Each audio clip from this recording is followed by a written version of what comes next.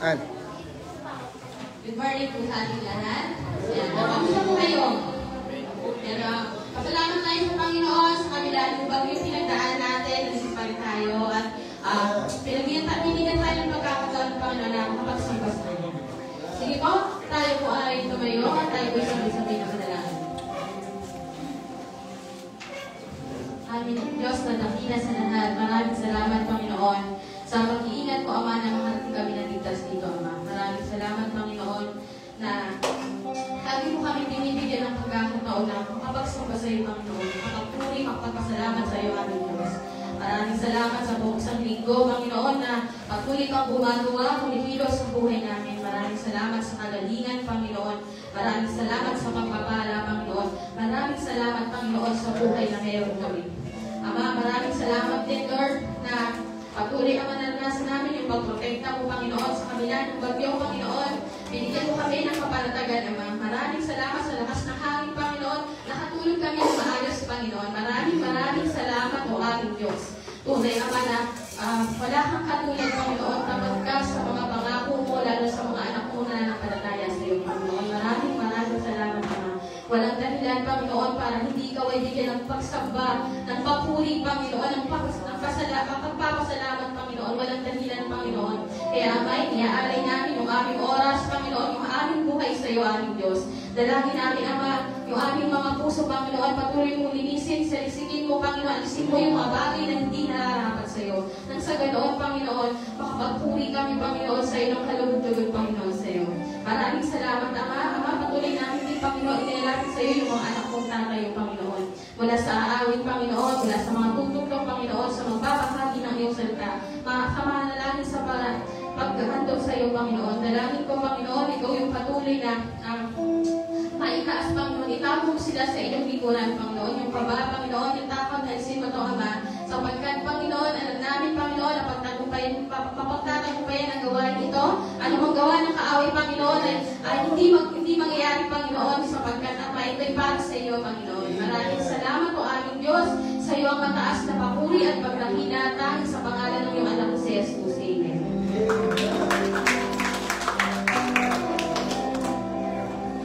Praise God. Good morning po. Good morning.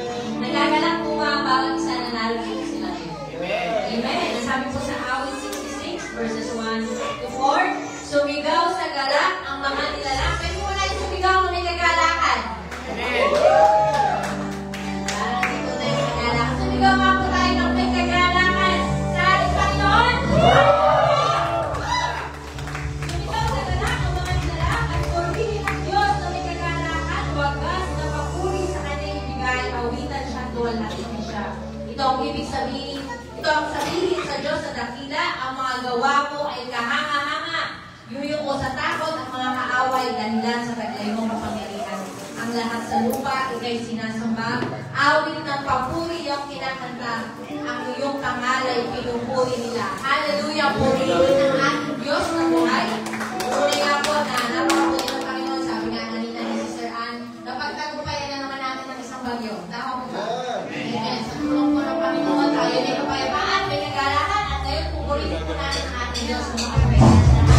Hallelujah! Hallelujah!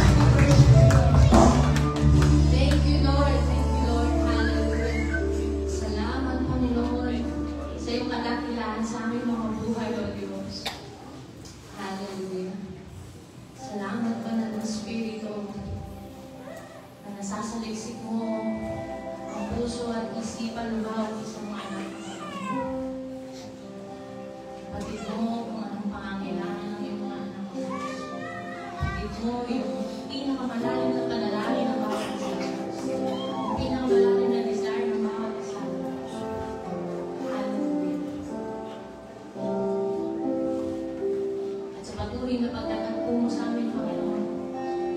Kapayapaan, pag-aalakan, kapahingahan. Yung natatagpo namin sa iyong presensya. Salamat sa walang hanggang pag-ibig mo, Jesus. Salamat po, Jesus. Napakabuti mo. Patuloy na namin pupurihin na awitan, Panginoon. Puring awit na nagmumula sa aming puso. Holy Spirit, we ask that you give us a heart that worships you, Lord. Worshiping you in spirit and in truth, Lord. To you all the glory and the honor, Lord Jesus.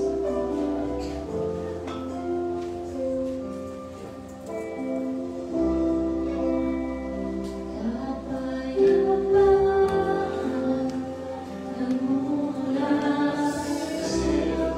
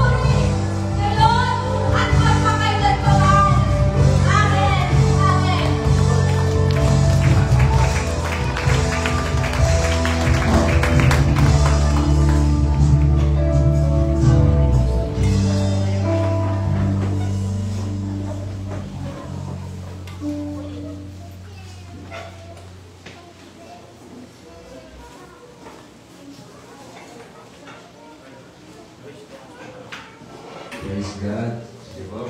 Salamat sa Panginoon. Muli tayo nanalangin natin. Pasalamatan ang ating Panginoon. Kitang Diyos na ang naman.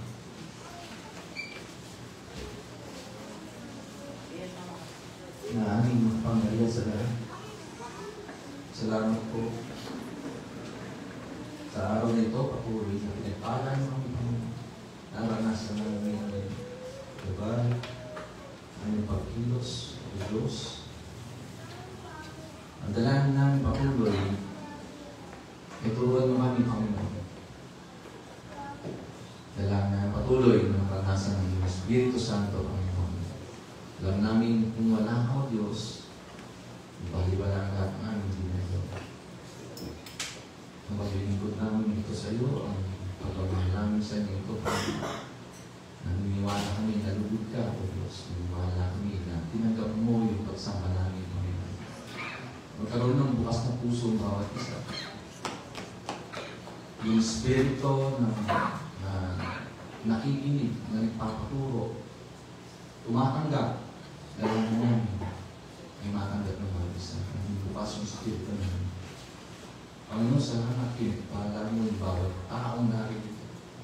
And pinipreserve mo po yung bawat isang narito. Lord, kulang po yung aming labi para pasalamatan ka. Para itaas ka.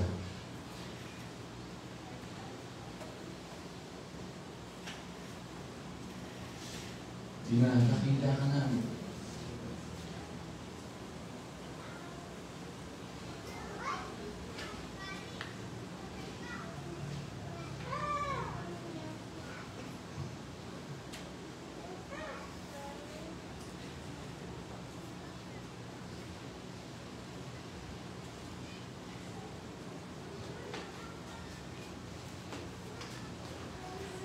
Banal kang Diyos.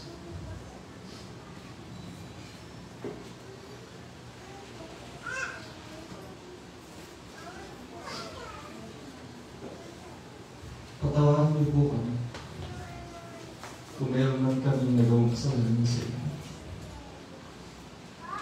Banal na Diyos, dinisin niyo po yung puso namin. Loobin niyo na maging katanggap-tanggap kami sa iyo.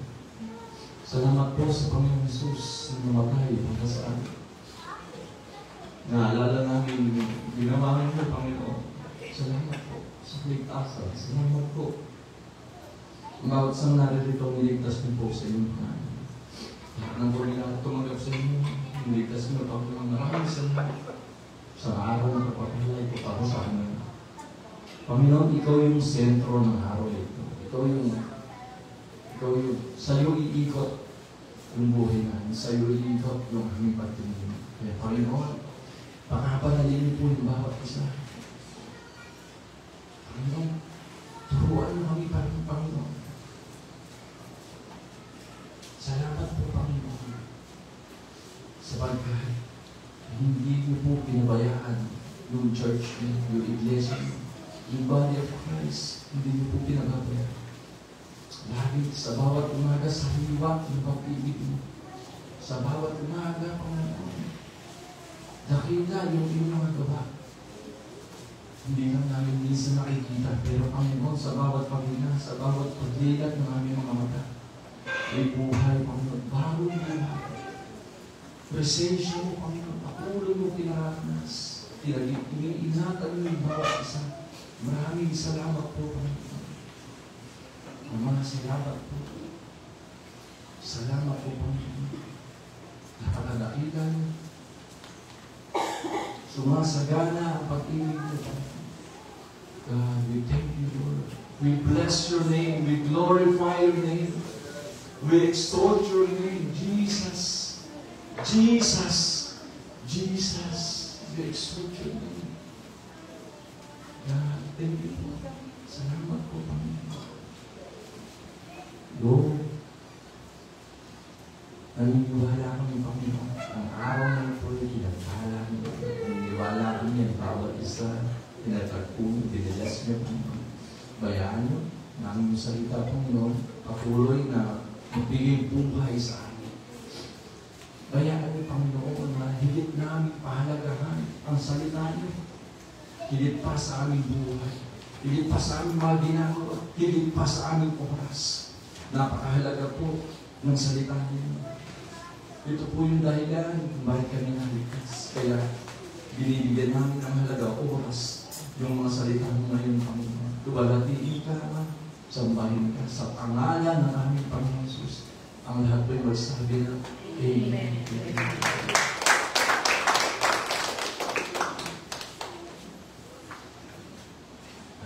Good morning po sa inyo lahat. Ngayon pong Sunday ay last week na po ng ating series ng financial breakthrough. Ang ating pong series na ito ay God's Blueprint for Financial Breakthrough. Naniniwala ko lahat tayo ay dumaranas na ng financial breakthrough. Amen. Amen po ba? Let's claim it. I-claim po natin yung may ginagawang proseso lamang ng ating Panginoon. Amen. Sa dami ng problema na ating nararanasan, makikita. Minsan na-over tayo ng mga problema ngayon. Pero alam nyo, hindi sa lahat. Makapangyarihan po yung salita ng Diyos. Alam nyo, kanina yung usap ang Panginoon, sabi na, gusto kong pagpalain yung aking mga. Hindi na po ito financial, lalo na spiritual.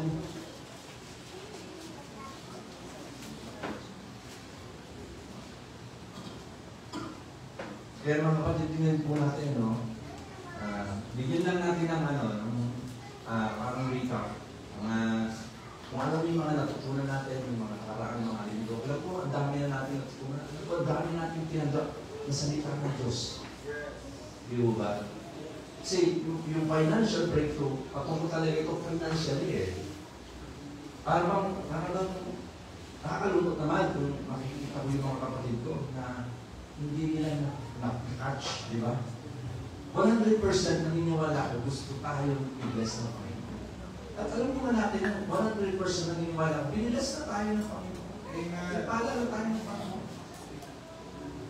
Kasi nga, kailangan ma-appreciate natin. Kailangan lang makita natin yung laki ng Diyos, yung maganda ang loob ng Diyos sa atin. Yung God's blueprint, mga kapatid. So, titingnan natin ang mga kapatid. Para kung nagtatayo ng bahay, di ba, bago kung tayo ng bahay, may blueprint tayong binabasa. Meron tayong tinitingnan ng blueprint. Meron tayong sinusundan namin. Kung paano yung pundasyon, di ba? Kailangan susundan natin ito eh. Kailangan maging maingat tayo sa paglalagay ng pundasyon. Pero hindi yung financial breakthrough. Kaya kung bakit hindi natin ito naranasan, hindi natin ito. Basihan natin yung salita ng Diyos. Hindi ko nagsisinungaling ang salita ng Diyos. At sabi ng Panginoon, naalala ko po, sabi doon, seek first His kingdom and His righteousness. Sabi doon, and all these things will be added unto you. Ibig sabihin, when you seek God first, nangangailangan po ng pag-una. Pag sinabi po una, wala ka dapat muna ibang isipin. Yes.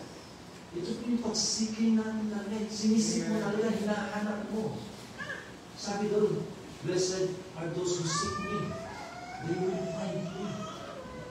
Blessed ng Panginoon. Lahat ng totoo nagsisik sa Kanya. Matatagpuan natin ang Panginoon. Kaya nga, kapatid, yung God's blueprint, pag inatan po natin ito, dahan-dahan po natin lakaran ito. Bakit? Pag nagkamali tayo ng simula, pag natin ang una, yung God's righteousness, seek first His kingdom, yung kingdom ng Diyos, yung kaya ng Diyos. Mga kapatid, hindi lang tayo tao, spiritual. Mga spirito po tayo. Sabi nga po ng natuturo, sabi niya, we are spirit that has a soul that lives in a body. Kaya lahat ng ginagawa natin dito, bagay ng spiritual. Hindi po pwedeng puro laman lang tayo. Hindi po pwedeng puro material things lang tayo. Kasi yung material things, dinadagdag lang eh. Hindi po ba nakita natin ito? Sabi na, when we seek first His kingdom and His righteousness, yung katuwiran niya, yung pamamaraan niya, yung tamang kalooban niya. When we seek first His kingdom, sabi doon, all these things All these things, lahat ng bagay dadagdag sa akin ng Panginoon. Ang hirap ng kanyang nangyayari. Kumbaga, nilalabanan ng kanyang natin. Gumagawa tayo ng sarili natin ibang maraan. Why not unahin natin ang kingdom niya?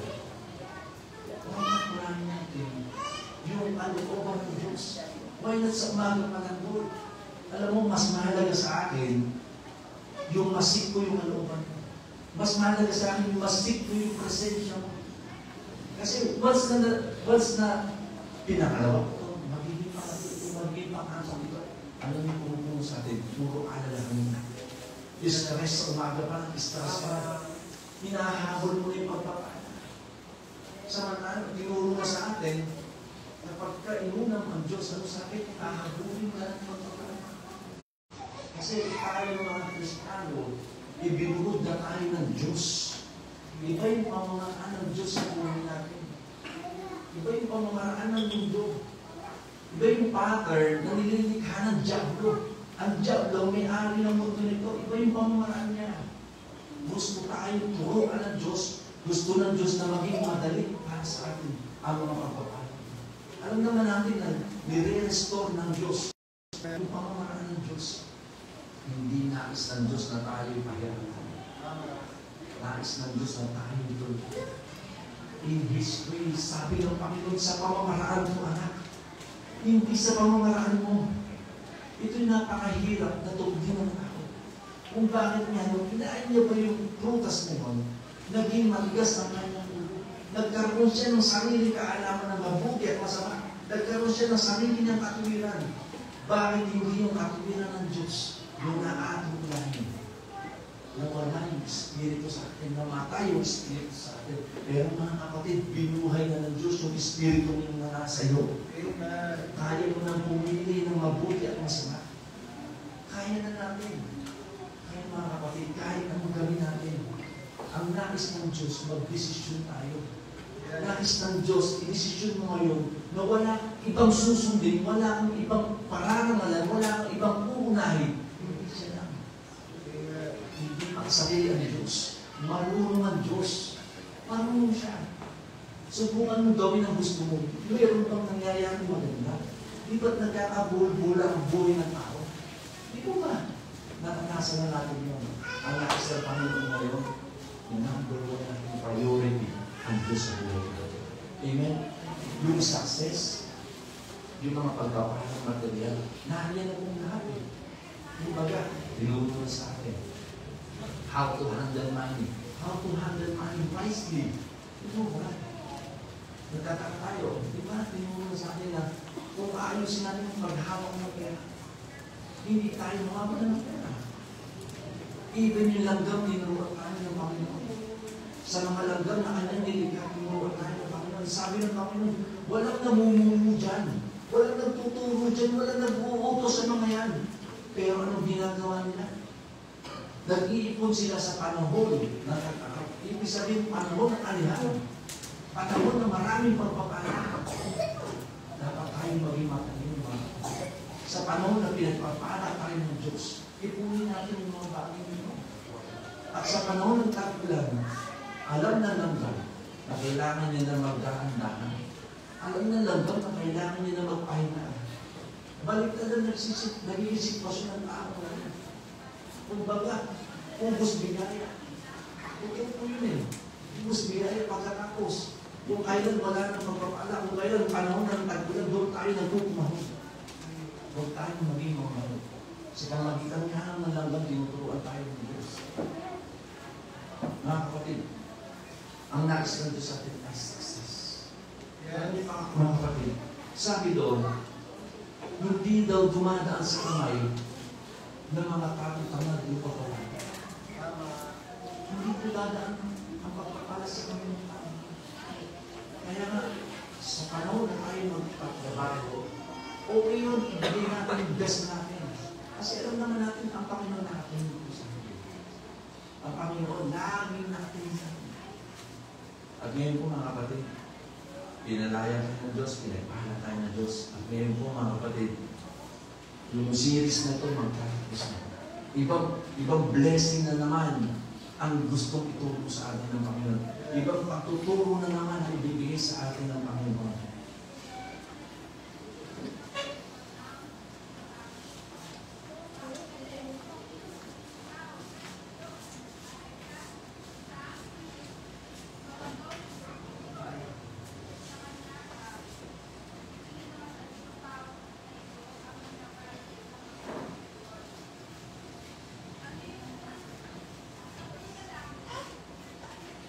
Ito po yung alam kong pag-aaralan ngayon mga kapatid.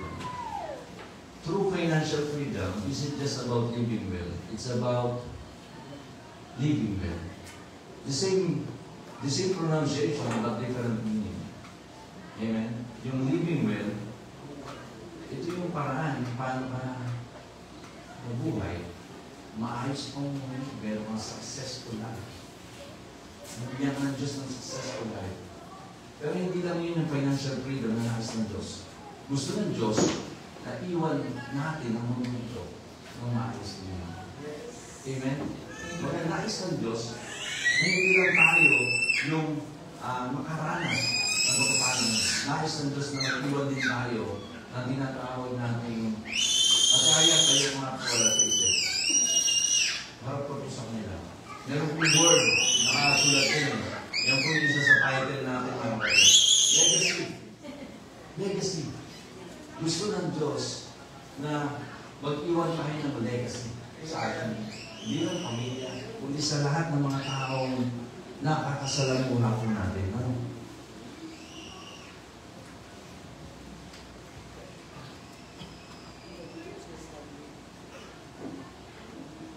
Nakita po natin mga kapatid.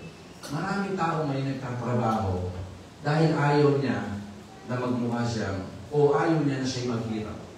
Amen po ba? Takot ang tao na maghirap. Takot ang tao na masabihin ng failure.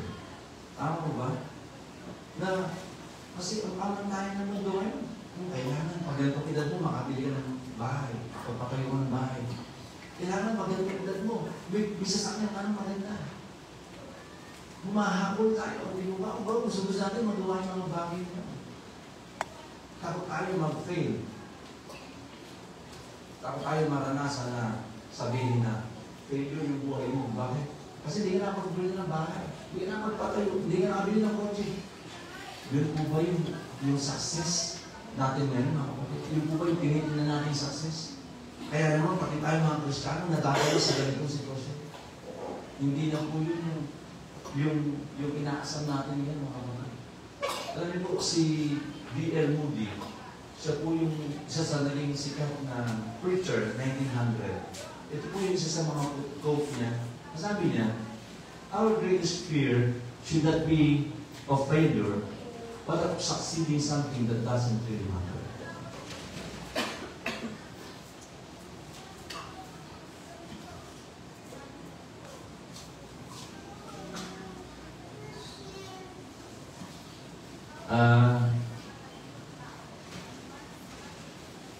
Maraming tao ganito na nangyari. Kumbaga, hindi po nakakatakot mag-fail. Amen? Kasi pwede kong bumawi. Pwede bukas, bawi ako. Medyo ko ngayon, bawi na lang ako bukas. Next year, hindi maganda yung negosyo ko. Pwede akong bumawi. O, Lord, maging hindi ako gano'n nakapag-serve sa'yo, pero babawi ako sa'yo. Pwede eh. Pero ano sabi niya, yung pinaka-nakakatakot daw, ay yung mag-succeed tayo sa isang bagay na hindi naman mahalaga. Amen? Alam mo yun, yung nag-succeed ka, buong buhay mo, binigay mo. Tapos, hindi naman pala yun ang pinakamahalaga. Kaya nga yung dapat yung true success natin, dapat meron tayo ng sariling success. Hindi tulad ng success ng mundo. Alam niyo ito, kinuha ko lang po ito sa CCF Peter Tanji. Mega church po siya, Martin Church. Ito po yung meaning sa kanila ng true success. Ano po sabi? Basahin po natin. Becoming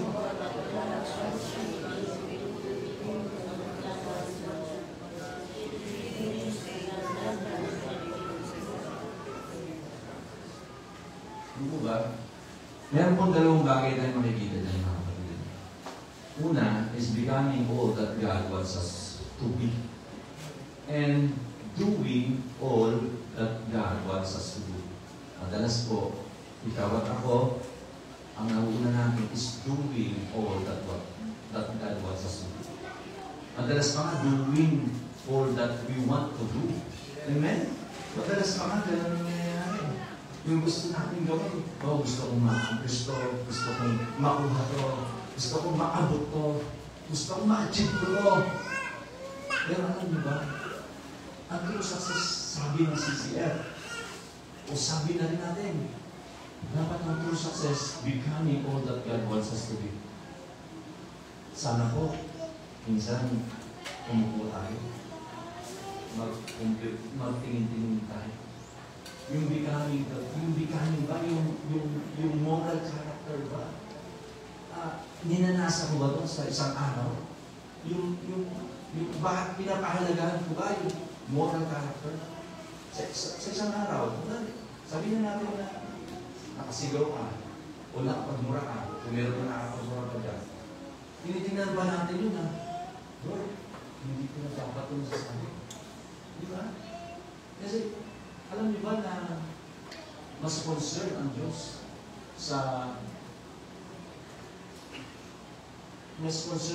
karakter natin kaysa sa mga ginagawa natin. Hindi mo alam ba kayo doon? Amen. Mas, tandaan mo ito, kapatid. Mas concern ang Diyos sa karakter mo. Mas concern ang Diyos sa character development mo kaysa sa mga ginagawa mo. Paborito kong example po, Mary and Martha. Alam natin ang kwento, di ba? Kapag si Jesus nagsasalita, kapag si Jesus gusto niya magturo, anong ginawa ni Mary? Upo siya.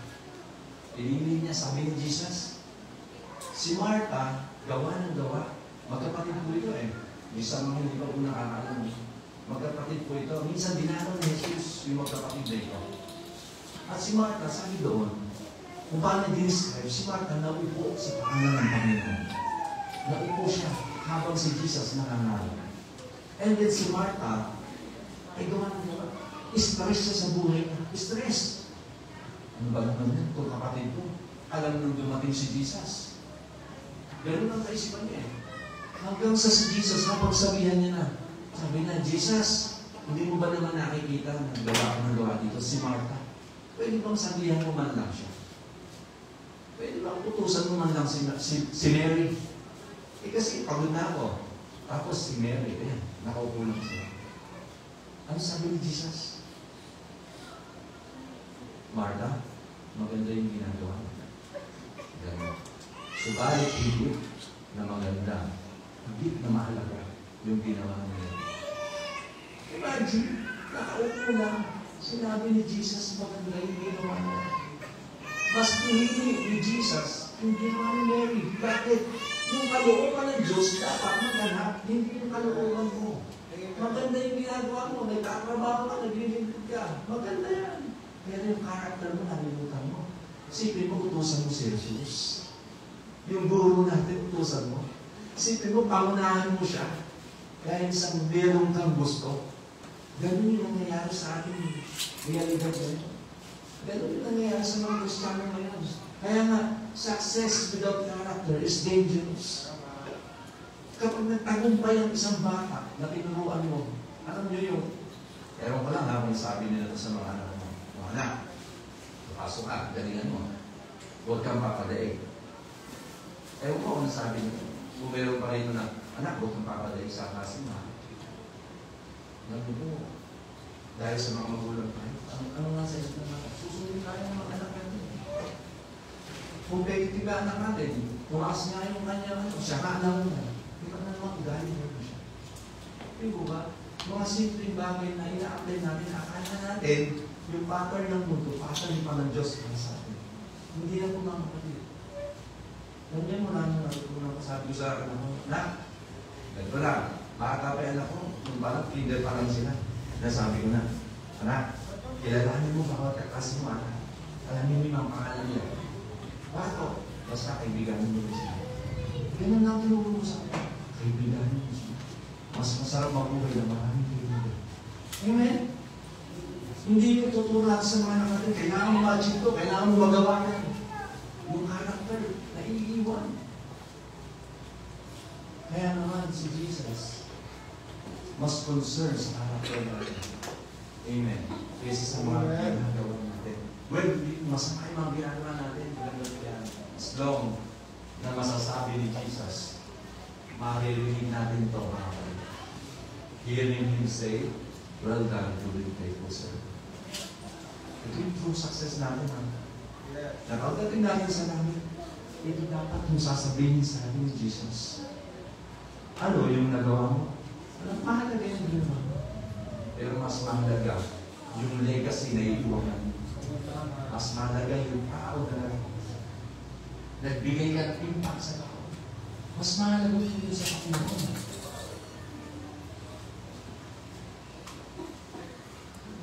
Ano po ang true success? Pagpilitin natin para kung matanda natin kahit paano. Becoming all that God wants us to be and doing what God wants to do. Hearing Him say, well done, good and faithful servant. Ang sarap mo yung nakakapit. Ang sarap mo, pasano na lang lumalayo yung ating isa. Pero yung gusto lang ng Panginoon, makikita ka. Kaya ginagawa ka. Nakita tayo na nababago yung buhay natin.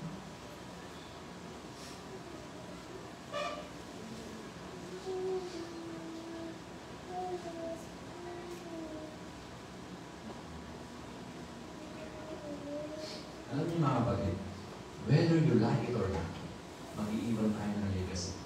Hindi niyo malaki ito, good or not. Good or not. Yes. Mag-iiwan tayo. At yung legacy po ngayon, hindi po yung ginagawa kapag mamamatay ka na. No, hindi po. Kahit bata ka pa, namumulog ka. Kung ano yung pinakahalagaan mo, ngayon na lang, yun na yung magiging legacy. Kung ano yung ginawa mo, kung ano yung nakikita ng tao sa'yo, yun ang legacy mo. Nakakapatid, pagka sinabing legacy, ano po yung una niyong nag-iisip? Yung totoo, money, di ba? Pera, company, legacy yan eh. Building, mga na-achieve natin, mga hari-harihan. Di ba? Yan ang sinasabi natin yung legacy. Pero ikaw mga kapatid, tanungin mo yung sarili mo ngayon. Ano yung pinakamahalaga sa'yo? Sige po, isipin mo. Naisip mo na kung ano ngayon talaga yung pinakamahalaga sa'yo. Ano yung pinahalaga mo? Kasi yan ay nakikita sa'yo. If money, yung mahalaga sa'yo ngayon, yung pera na mahalaga sa'yo ngayon, mag-iiwan ka sa mga anak mo, sa mga nasa paligid sa'yo, ng pag-ugali mo na mano. Ito. Kasi nakikita mo yung sa'yo. Mas pinapahalagaan natin yan. Pero isipin mo, kung yung kabutihan, pagtulong sa kapwa, pagiging mapagbigay, yung ginagawa mo ngayon, yan din yung mahihiyan sa mga anak. Amen? Kaya kailangan mo ngayon mag-desisyon. Kapag naisip po natin yung legacy, isang bagay po yung naiisip din natin, we have to be intentional. Yes. Amen? Kasi alam natin, Monday, aalis tayo dito sa mundo natin. Monday, iiwan natin.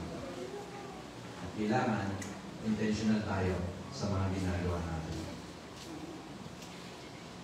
Ang sabi po sabi dito, the life you live will be the legacy you live. The life you live will be the legacy you live.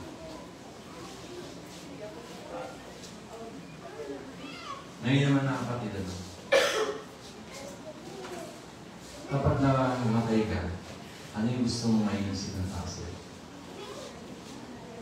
Kasi kanina tinanong ko, ano yung gusto mo? Ngayon, ano naman yung gusto mong maisip ng tao sa'yo pag nawala ka?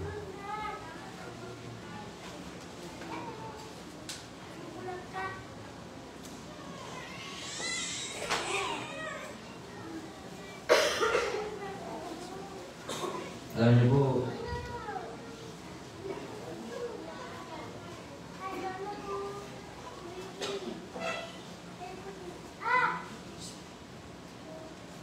ano nga ba kung iiwan ko pag alis ka? Is it wealth or character? Kailangan po natin mamili. Ang buhay na ipapamuhay mo, ito yung legacy na iiwanan mo. Yung buhay na ipapamuhay mo ngayon, ito yung legacy na iiwanan mo. Itong mga tao na ito, kung kilala niyo sila, si Bill Gates, si Bobayat, si Elton John, si George Lucas. Elton John, mga singer composer po ito. George Lucas, producer po ng Star Wars. Hindi natin pag-uusapan kung sila yung mga millionaire dahil talagang multi-millionaire po sila. Pero ano sa tingin niyo yung pagkakatulad nila? Ano sa tingin niyo yung pagkakapagpareho nila? Bukod sa sila yung mayaman? Ito yung kanilang mga sinabi. Sabi ni Bill Gates, I want my kids to earn their own success and learn that hard work matters more than inheritance. Sabi ni Elton John, I want my children to respect money and work, not just receive a silver spoon. Sabi ni George Lucas, I'm dedicating my wealth to education and philanthropy rather than just learning it to my kids. Medyo nag-usap kami ni Miguel kasi nag-usapan namin. Kasi ang kwento kasi niya, sabi doon, hindi daw ito nagpamana ng kanyang mga ari-arian sa kanyang mga. Well, sabi naman ng iba, nagpamana naman. Nga lang hindi naman lahat. You know, alam niyo, mas pinili kasi ng mga tao na to na hindi pahalagahan yung pera.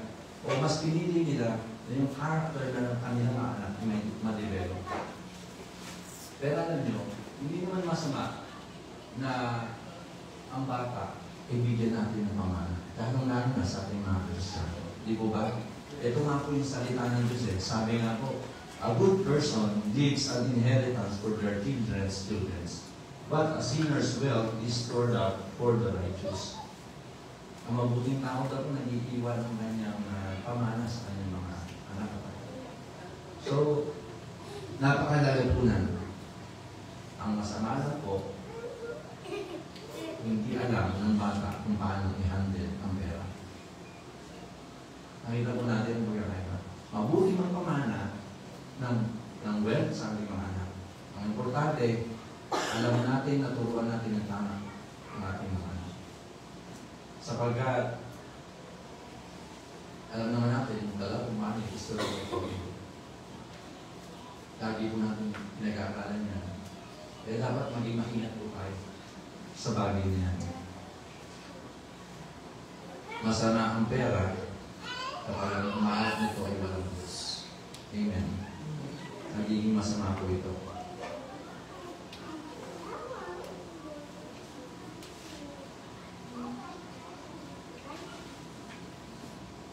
When we talk about legacy, sabi doon, we have to be intentional. Bakit po? Kasi ang wealth, oras na mamatay ang mga magulang natin, automatic na kung mamatay tayo, ang mga anak natin, automatic na nagmamana sila. Hindi po ba? May automatic po yun ayon sa batas. Ito'y pusa nilang minamana. So, bakit pag pinag-usapan po natin yung spiritual blessing, hindi po ito automatic na natatanggap ng mga bata. Amen? We have to be intentional. Kailangan po natin maging intentional sa pagtuturo sa nila. Ito po yung example ng mga namuhay ng sabi dito, year after year, this man went up from his town to worship and sacrifice to the Lord Almighty at Shiloh, where Hophni and Phinehas, the two sons of Eli, were priests of the Lord. Si Eli po, may dalawang anak. Si Eli po, isang priest, isa po siyang pari o lingkod ng Diyos sa templo. At yung mga anak niya po, nagmana ng pagiging pari. Ang ganda, no? Kumbaga, tingnan natin, sabi nga doon, like father, like son. O ano yung tatay, siya din, mga anak, ganun din, minana ng mga anak niya. Balik, tingnan po natin sa 1 Samuel chapter 2, verse 12, sabi doon, now the sons of Eli were worthless men. They did not know the Lord. They are worthless men. Kung bagay sa salitang Tagalog, walang kwenta, walang saysay na tao. Mga palit ng Diyos, lingkod ng Diyos, they are worthless men. Why? They did not know the Lord. How come? Paano nangyari daw po yun? Na isang ama nila ay pare, sila man ay pare, subalit hindi matayuan ng Panginoon. Hindi kasi nila totoong kilala ng Diyos. Pwede nagsisimba ka, pero hindi mo talaga totoong kilala ng Diyos. Tingnan na lang po natin yung bansang Pilipinas. Nakakahiyang bansa namin. Dati po proud tayo, di ba? Sinasabi natin, the only Christian nations in Asia. Sikat na sikat po yung Pilipinas. Isang Kristiyanong bansa. Di mo ba? Kinikilala. Oh. Saan po na ng Pilipinas, mga Diyos, yung mga tao. Pero ano po nangyayari sa bansa natin? Rampant po yung premarital sex, yung early pregnancy. Ano yung HIV? Dumodoble na dumodoble sa Pilipinas. Hindi lang po natin alam, pero lumalaga na po HIV. Ito ba yung sinasabi natin Christian nations? Maaari kung tawagin natin the only religious nation. Mga reliyosong ako po na nasa Pilipinas. Mga reliyoso. Bakit? Punta sa church. Alam naman natin, kada linggo yung mga tao sa Pilipinas nagsisimba. Nagsisimba sa kanya ng reliyon. Mga reliyosong tao. Pero, pwedeng mangyari. Pero hindi talaga totoong kilala ang Diyos. Hindi talaga totoong kilala yung tunay na Diyos. Ano po ang pinakamalubang? Graft and corruptions. Mga leader pa naman natin. Ganito ang sitwasyon. Nakakalungkot naman. Kaya yung tunay na Kristiyano sabi doon, preserve niya yung tayo daw yung mga asin na sabi doon. We need to preserve our life. Sa atin po, nakatingin sa atin ng Diyos. Kaya nga sabi doon, the prayer of righteous man prevaileth much. Kaya pag nananalangin yung matuloy na mga anak, yung tunay na anak ng Diyos, tinatapin that we prevail, mga kapatid. Kaya mga kapatid, gusto ba natin mag-pass on ng godly legacy? Actually, legacy. Pero kinakailangan natin godly legacy. Ito yung kailangan natin. Ito kailangan natin pamahan natin sa mga ating mga anak. Hindi natin ito kailangan ng miss. Delikado po mangyayari sa bansa natin kapag po hindi tumanggap ng tunay na aral ng mga anak natin. Nasabi po dyan, kailangan natin ng personal encounter with Jesus. Yes. Personal. Very personal. Bakit po? Sila rin nag-encounter. Naniniwala ako kung na-encounter na si Jesus. Naniniwala ko na nasa ni si Jesus. Pero bukod doon, hindi doon natatapos yun. Pursuing intimacy with God. Hindi lang naranasan mo ngayong araw na ito, nag-encounter pa lang, masayang-masaya ka, hindi kinakawasan, balik na naman, balik ka na naman. Bakit? Pursuing intimacy with Jesus. Si Paul, kung kailangan natin si Paul. When it comes to success, si Paul, naranasan niya na po lahat. Pag pinag-uusapan ng buhay ni Paul, alam na natin, yung leadership ni Paul, parasi po siya. Kung baga, kilala po siya. Kilala po siya ng lahat pagpatungkol sa paglilingkod. Pero nung na-meet niya si Jesus, nung na-encounter niya si Jesus, nabago mo lahat ng paniniwala ng mundo. Kasi nagawa niya eh. Naranasan niya. Na-achieve niya yung pinakamataas na ginugo ng tao. Yung ikaw hindi ka lang kilala, kundi marunong ka, magaling ka. Siguro nasa kanya lang lahat. Meron kang power, meron kang connection, kumpleto si Paul. Kaya nga, pag hingi niya na sulat, hiningi ko po ang inyong sulat para po patayin yung mga Kristiyano na yan. Binigyan po siya ang kanila at ginawa niya ang kanyang pagpuli. Siya po yung dahilan na kapatay ni Esteban. Binato po yung ating pong kapatid na si Esteban. Nakaharap po si Paul that time. Saulo ang pangalan niya that time. Hindi pa siya binabago ng Diyos. Pero one time na siya'y nakasakay sa kabayo, pupunta siya sa isang lugar kung saan niya ipipersecute muli yung mga mananampalataya. Sabi doon, tinatag po siya ng Diyos. Paul encountered God. Nakinkwentro niya si Jesus.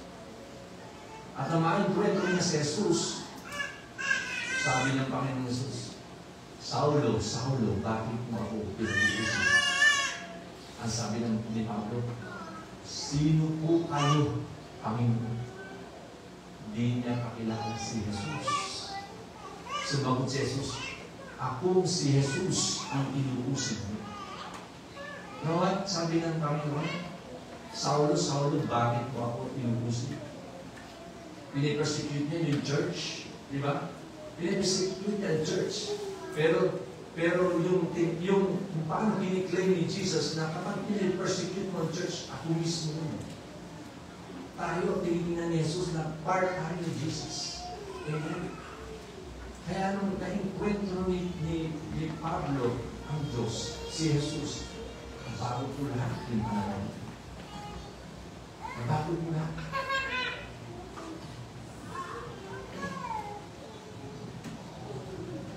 Sabi po ni Pablo sa Philippians, but whatever gain I had, I counted as loss for the sake of Christ.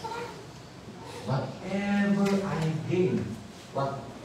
gain I had, anuman yung mayroon ako ngayon, anuman yung accomplish ko ngayon, first honor ako, kinikilala ako ng lahat, meron akong kapangyarihan, meron akong connection, mayaman ako, makapangyarihan ako, kilala na ako sa bansang ito. Sabi na, ibinilang ko itong lahat. I counted it loss. Nawala ng kabuluhan kay Pablo ang lahat ng ito. Nawala ng saysay ang lahat ng ito. Nang makinkwentro niya si Jesus. Alam niyo minsan, yung pumipigil sa atin, paano na-enkwentro si Jesus? Paano maranasan si Jesus? Hindi mabitawan kung ano yung meron. Yan po yung malaking hadlang. Kung bakit? Hindi na-enkwentro ng tulong yan si Jesus. Meron ayaw bitawan sa sarili niya. Pride ba yan? Katakasan ba yan? Karunungan mo ba yan? Na nagdudulot sa iyo para sabihin mo, Panginoon, parang hindi talaga parang kalahati lang. Parang hindi ko talaga maibigay sa iyo yung tiwala ko. Alam niyo si Jesus, isa siyang hari. Isa siyang hari na mayroon isang napakayamang kaharian. Actually, siya yung may gawa ng lahat ng ito. Sa isang salita na lang nagkaroon. Yan po kapapangyarihan sa Jesus. Tapos di natin magawang pagkatiwala. Hindi magawang pagkatiwala ng tao yung buhay niya. Kung gusto natin mag-iwan ng legacy sa mga anak natin, we need to encounter Jesus. We need to pursue intimacy with Jesus. Kailangan natin ito. And then, pass it intentionally. Sapagat hindi po ito naman.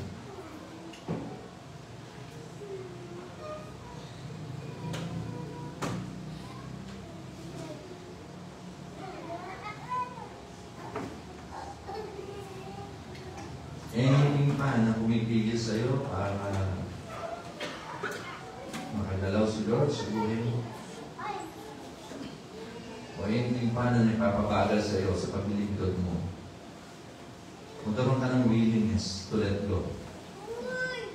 It is not worth it. Compare sa naranasan mo sa kanya. Compare, sabi doon, sa hindi maliit, hindi mo mabilang, hindi mo hindi sumasali sa isipan mo kung gano'ng kalaki yung pag-ibig ni Kristo sa iyo. Nakapatid, nais ng Diyos na mag-iwan tayo ng legacy. Hindi lang financial blessing, kundi spiritual blessing para sa ating mga anak. 100 years from now, naniniwala ako, wala isa man na naririto. Amen. Alam niyo yung legacy na iwan namin. Kahit patay na tayo, nangungusa pa rin ang buhay natin. Amen. Kahit wala na tayo sa mundo, nagsasalita pa rin ang buhay natin. Si Jesus, mga kapatid, nang pumunta sa lupa, hindi po siya nagpayaman. Though gusto ng Diyos na yumaman ka, kaya nga sabi ng Biblia, ako ang naghirap upang ikaw ay yumaman. Sabi doon. Napakahirap si Jesus para tayo sumagana. Financially, spiritually, nais ng Diyos. Pero alam niyo mga kapatid, ang isang nakita ko kay Jesus, hindi niya pinilitan rin yung buhay na talagang yaman. Dahil alam niya, yung Heavenly Father, every day, every minute, every seconds, nakatunay sa mundo. Yung trust niya, 100%. Yung pananampalataya niya, mas ginamit niya. Ito yung nawawala sa mga Kristiyano eh. Kaya madalas na tayo yung natigating. Madalas layayanig yung aking pananampalataya. Kasi yung ating spiritual eyes, hindi po nakatingin kay Jesus. Kaya si Jesus nang buhay dito sa lupa, nag-iwan ng legacy. Naalala ko tuloy yung tatay ko. Hindi ko alam kung bakit nasabi sa amin yan. Nung una siguro mababaw pa ako sa pananampalataya. Yung tatay ko parang malalim na. Kaya pala gano'n na lang ang bigkas ng salita. Sabi niya, hindi ko malimutan. Di bali ng hindi kayo pagpalain ng Diyos. Huwag lang na hindi niyo siya makilala ng Panginoon. Ang bigat po ng mga kapatid. Okay lang kung itatranslate natin yung papababawin ka. Okay lang anak na maghirap ka. Kung hindi mo rin lang makikilala sa Jesus. Bakit? Mas binigyan halaga ng tatay ko. Yung lalong mahalaga. Yung makilala sa Jesus. Kaya pala sabi ko, Lord, kaya pala dumagan niya yung kahirapan ka. Hindi yung hindi yung physical lang maging yung soul mo. Sabi ko, ganun. Yung pala, hindi mo pa nakikilala sa Jesus.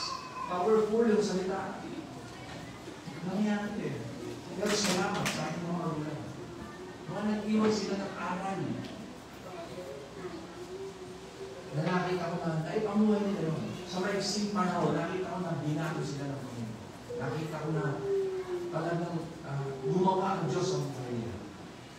Kaya, naniniwala ako kung ano tayo man, ginamit yung mga magulang natin. May legacy silang Panginoon sa atin.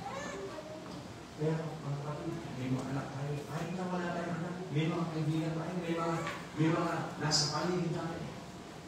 Kung ano yung ginagawa mo, kung ano yung pinapahalagaan mo, yun yung legacy na iwan. Kaya napaka-importante, napakahalaga yung legacy, yung turo na ito. It will echo into eternity. Amen? Maraming salamat po mga kapatid. Sapat na po yung salita ng Diyos para pagpalagay.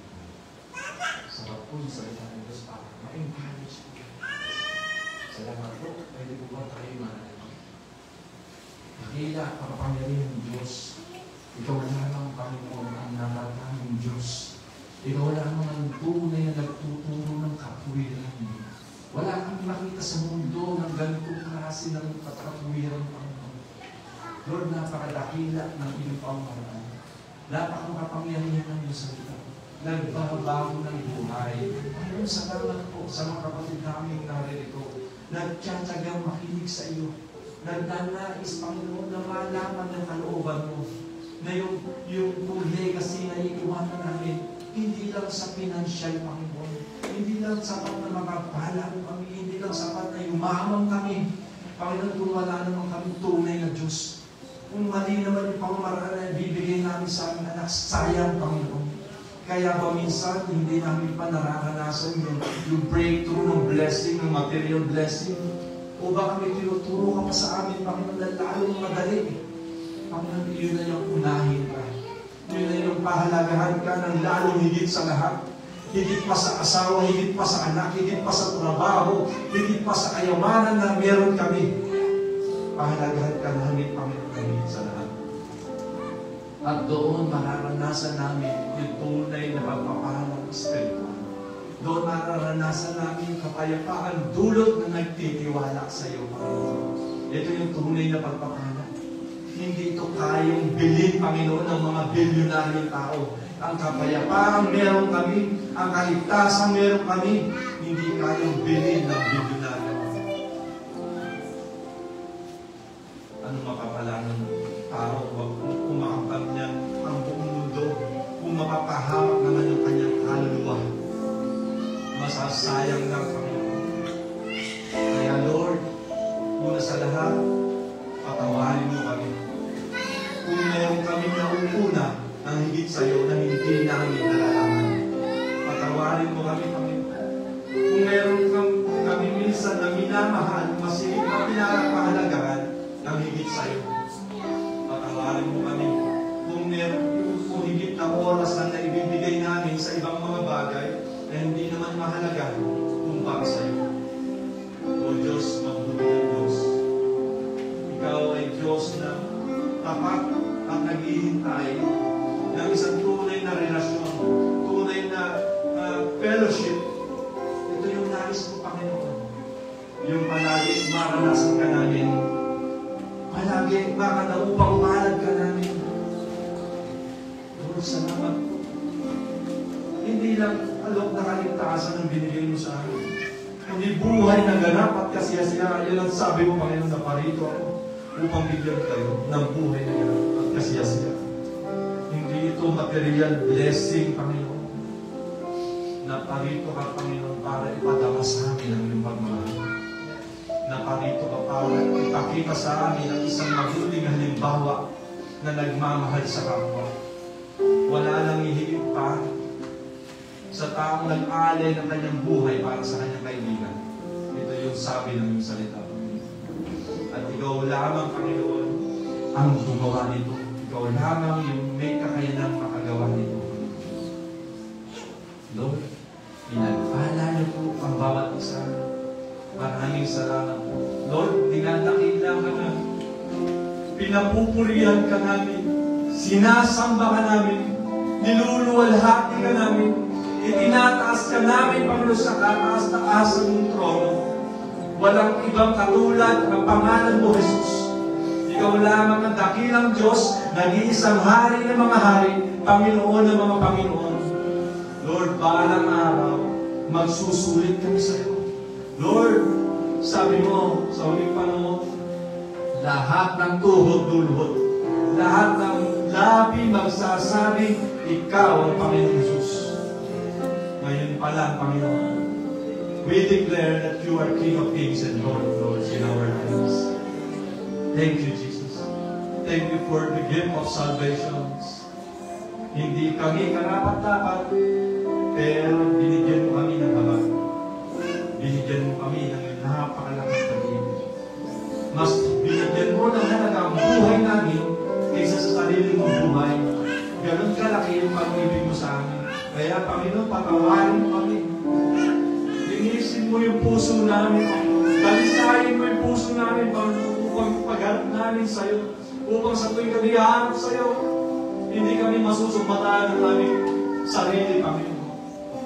Kundi malaya ka namin makakausap, malaya ka namin mapupuri. Walang hadlang, Panginoon, sa relasyon na meron kami sa iyo. Sapagkat nilinis mo kami pinatawad, Diyos. Sapagkat binigay mo sa amin ang katuwiran mo, Panginoon. Lord, thank you po. Kulang po yung aming labi.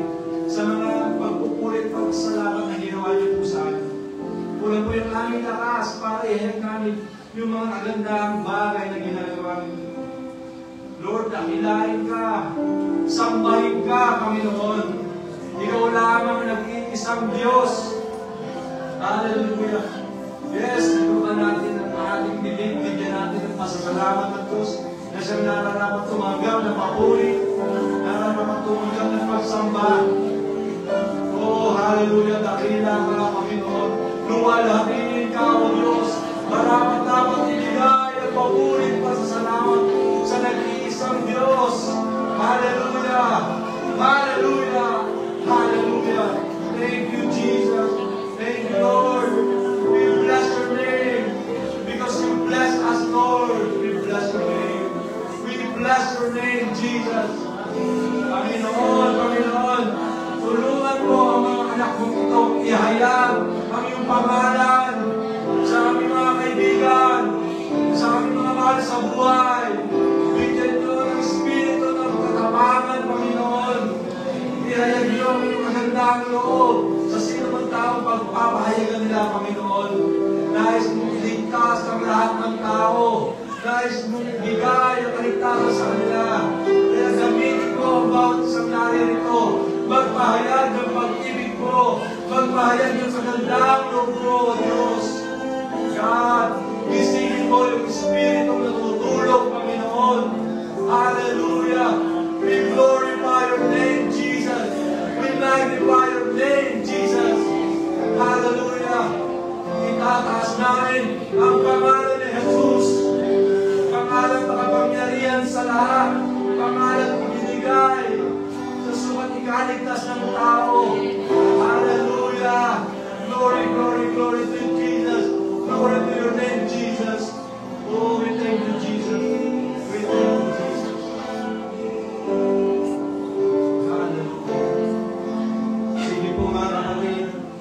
Tayo po ito ngayon, patuloy natin awitan ng Panginoon.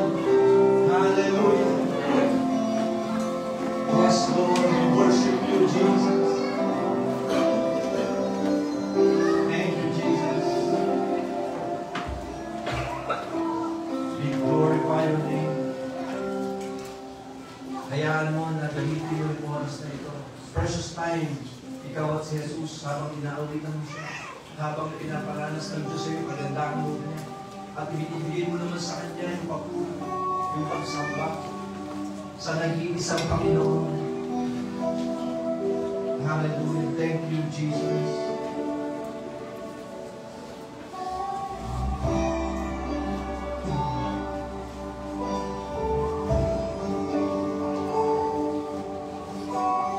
Lord Jesus, itong awit namin ito ay awit ng pagsamba namin sa iyo. Kaya mo sa pamamagitan ng awit ito, makasalamatan ka namin.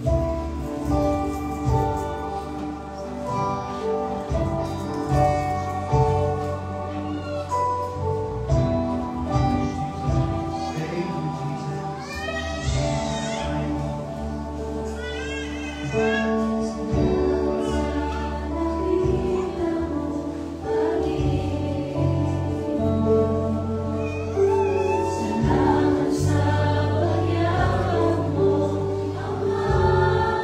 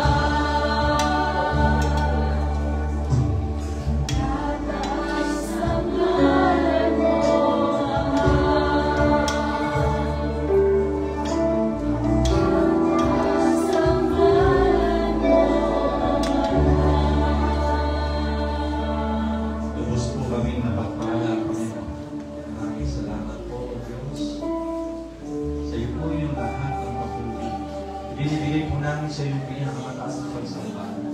Pasalamat po at takina sa aming pangalan ng aming Panginoon Jesus na aming tagapagligtas. Lahat po magsabi ng Amen. Amen.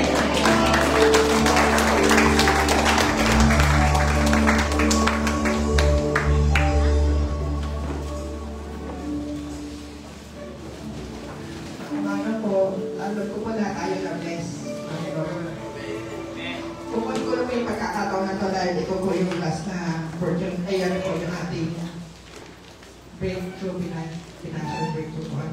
I-share ko lang po sa inyo yung daanan po namin ng aming ko. 2021, umubok po ang balita sa lugar namin na kami po ay maaalis na doon sa lugar. Sabihin, tatanggalin po ang mga kahan. Tapos, nag-load po ang asawa ko, namili po kami ng piraso lupa sa Upper East. Tapos 2023, umano na po na malapit na po kaming paalisin. Hindi pa po kami handa dahil wala pa po kaming tahanan. Tapos, hindi kami nag-pray ng mga pagkakataong yun, nag-load ulit ang aming mister para mamili kami ng galit na bubo. para sa lilipatan namin doon sa taas po. Yung pagkakataon pong yun, hawak ko po ang pera para po paindiin ng na-scam po ako. Ako po ay na-scam. Yung po pamili ng kubo, nawala po yun. Tapos, iniyak po ako, hindi po ako pinagalitan ng amay ko, hindi po ako sisi, hindi po kami nag-away. Hindi na po ako inaway kahit maraming halaga po ang nakuha sa aming pera. Tapos, pinagdasal po niya yun, namin mag-asawa ko. Pagkatapos po nun, 2023 po na October nangyari yun. Pagpasok po ng 2024, meron na po ginamit ang Panginoon sa aming buhay na sabi po ng isa sa aming mga mahal sa buhay, makapagpapatayo na kayo ng bahay, ipatayo mo na yung bahay nyo ng February, tatapos po siya ng June. Alam niyo po yung bahay sa tinitira namin ngayon, wala kami nilabas na pera kahit 5. Wala po, pagka yung bahay namin, meron po mga pastor sa amin na dumalaw. Kasi yung bahay po namin alam po nila doon sa baba. Dinalaw po kami ng ilan sa mga pastor namin, kinamusta po kami dahil hindi po kami nakapagsisimban o mga panahon ngayon. Nung naano na po ako sa bahay, tapos na, nakatira na po kami. Sabi ko, Lord, hindi ako karapat-dapat, pero binigyan mo kami ng biyaya. Hindi kami karapat-dapat na maging sa mga pagpapalang na receive namin, Panginoon, hindi namin yun deserve. Dahil kami po ay hindi makasalanan, kami po ay hindi nakakasunod sa kanyang mga kapabilin, Panginoon. Lord, pero po, meron pong nireview sa amin noong mga panahon na kami po ay nadadalaw ng ating mga pastor na ibalik mo ang favor sa paglilingkod.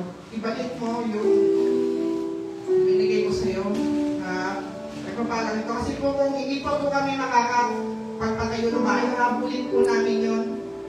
Alam niyo po yung nahabol mo yung biyaya, yung po mag-ipon ka muna, nagmahit tayo po ngayon, hindi tayo mas makakaipon na makapagpatayo ng bahay.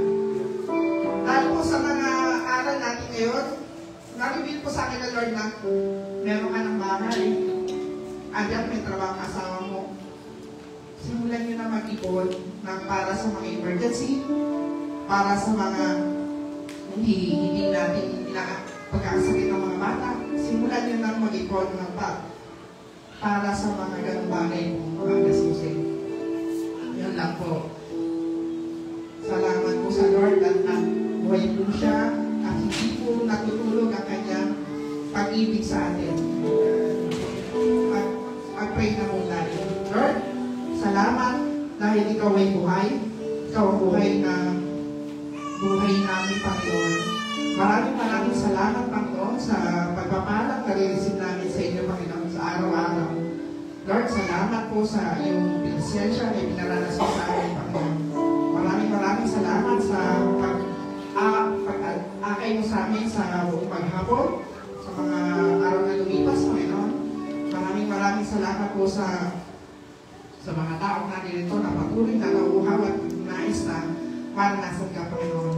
Lord, nawa po, hindi lang po magdumalangin kami sa iyo pagpapala, gano'n din po ay maging pagpapala din po kami sa iba, Panginoon. Ikaw lamang po ang palala namin maging direksyon, Panginoon. Sa pagbibigay po namin ito, Panginoon, bigyan niyo po kami ng pusong tapat, pusong masunurin, Panginoon, pusong may kagalakan na magbigay sa iyo, Panginoon. Lord, para sa kilalago ng iyong iglesia, Panginoon. Lord, laging ikaw lamang ang siya namin makita, ang siya namin maging direksyon, ang siya namin maging sentro. At ikaw lamang din po ang makita sa amin. Sa iyo po ang pagsamba, ang pagpuri. In Jesus' name, Amen.